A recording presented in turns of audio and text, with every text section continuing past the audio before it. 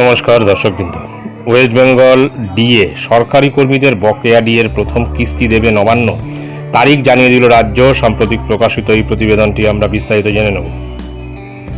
রাজ্য সরকারি কর্মীদের জন্য আসছে স্বস্তির হাওয়া। বহু প্রতীক্ষিত বকেয়া ডিএ অবশেষে মিলতে চলেছে।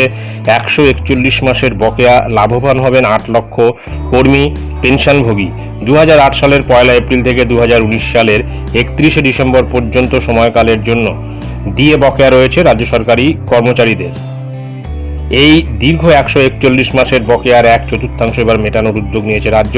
প্রাথমিক ও মাধ্যমিক শিক্ষক, পঞ্চায়েত ও পৌর কর্মচারী, সরকারি সংস্থার কর্মী, পেনশনপ্রাপ্ত ও পরিবার পেনশনপ্রাপ্তরা মিলিয়ে 8 লক্ষ মানুষ এই সুযোগের আওতায় পড়বেন। 2025 সালের 16 মে সুপ্রিম কোর্ট নির্দেশ দেয় 4 সপ্তাহের মধ্যে রাজ্য সরকারকে বকেয়া ডিএর 25% কর্মীদের হাতে তুলে দিতে হবে।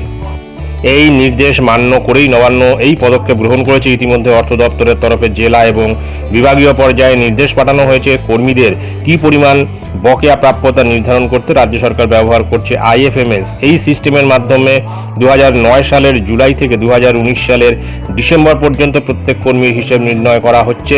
লক্ষ্য নির্দিষ্ট সময়সীমার মধ্যে যথাযথ অর্থ প্রদান নিশ্চিত করা।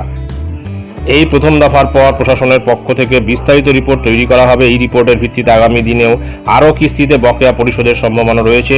তবে কবে মিলবে পরবর্তী দফা সে বিষয়ে এখনও সরকারিভাবে কিছু জানানো হয়নি। জুন 27-এর মধ্যে 25% বকেয়া দিয়ে কর্মীদের অ্যাকাউন্টে জমা দেওয়া হবে। 2008 সালের এপ্রিল থেকে 2019 সালের ডিসেম্বর পর্যন্ত সময়কালের মোট 141 মাসের বকেয়া রয়েছে। আইএফএমএস এর মাধ্যমে কর্মীদের বকেয়ার হিসেব করা হচ্ছে। এখনো পর্যন্ত সরকারিভাবে দ্বিতীয় কিস্তির সময়সীমা নির্ধারণ করা হয়নি। রিপোর্ট জমার পর সিদ্ধান্ত হবে।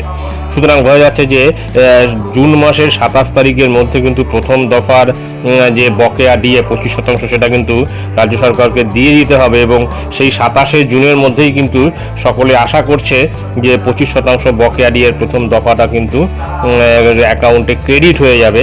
এখন দেখার বিষয় যে জুনের 27 তারিখের মধ্যে যদি এই টাকাটা বা এই বকেয়া ডিএর টাকা অ্যাকাউন্টে ক্রেডিট না হয় তাহলে কর্মচারী সংগঠনগুলি কোন পর্যায়ে আন্দোলন নিয়ে যায়। তো যাই হোক, এটাই ছিল গুরুত্বপূর্ণ আপডেট যা আমি আপনাদের সঙ্গে শেয়ার করলাম। ধন্যবাদ।